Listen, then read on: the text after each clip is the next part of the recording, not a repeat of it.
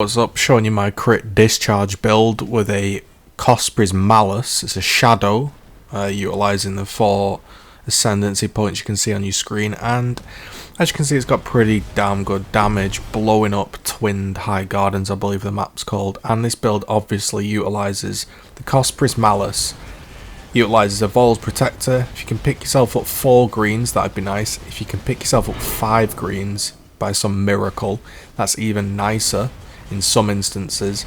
And those are the 2 key things you're going to be needing for this build: the Vols and the Cosprey's Malice, with the colours. And colouring can be a bit of a bitch, so I'd probably advise buying them.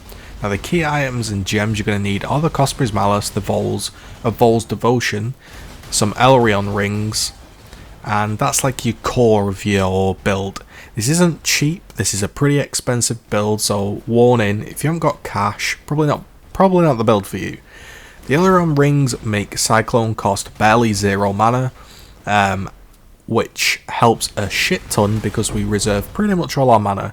On your Elrion rings, you're looking for probably dexterity, you're going to need accuracy, obviously minus cost skills, hopefully you get it on a diamond ring, and then you can go ahead and you can craft energy shield, increase energy shield, flat energy shield. The gear you're needing, again, a spirit shield with just resists and high energy shield. You're just trying to cap yourself out and get good ES. You need a helmet, again, good ES, resists. If you can get some accuracy roll on there, that'd be nice. These are probably looking at 4 exalts a pop, maybe they've come down in price now. A Vol's Devotion, that's another 4 exalts. You can get away without a Vol's Devotion up until tier 10 maps. But you're going to need one for single target damage, as they do give you endurance charges. For a belt, you're going to want resists, obviously, to cap yourself out. Energy shields, nice, and I've got myself an endurance charge. I didn't corrupt it, I bought it corrupted. Some people choose to not get the extra endurance charge, they go for a crystal belt with a lot higher energy shield, so it's personal preference. Now your boots, your Death's Doors, they are a lab only drop, they are a unique pair of boots. These are important, you can't be inflicted with bleeding, which is nice. They give you an endurance charge, and importantly the roll on them means you cannot be stunned. If you get this enchant, this helps so much. If you don't get the enchant, this is basically what happens with this building. It does lack a little bit of stun immunity, so if you don't have the boots, you just tend to get stunned and you die. Now obviously if you're channeling Cyclone, you can't technically be stunned, so if you play it right, if you shield charge and then Cyclone, you can get away with it, but it's a really nice enchant. The jewels you're going to need are going to be a 1+2 mana on hit jewel with probably multi.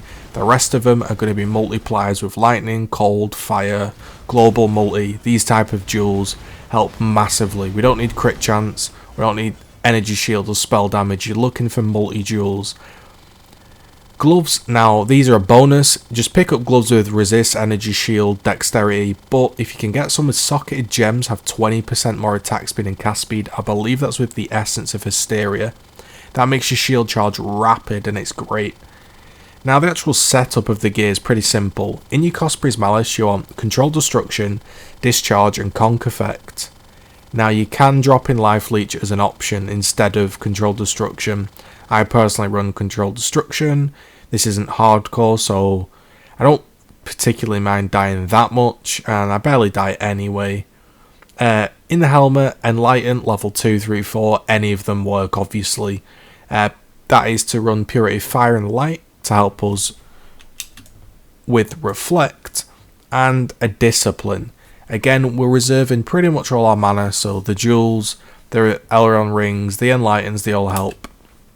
In your shield, cast when damage taken, Warlord's Mark and Immortal Call is pretty much the leech we need. With Val Pact and Ghost Reaver, the leech is instant, so again, pretty safe. In your chest piece, Power Charge on crit, Blade Vortex, accuracy, cast on crit, Cyclone and increased crit are going to be your main links.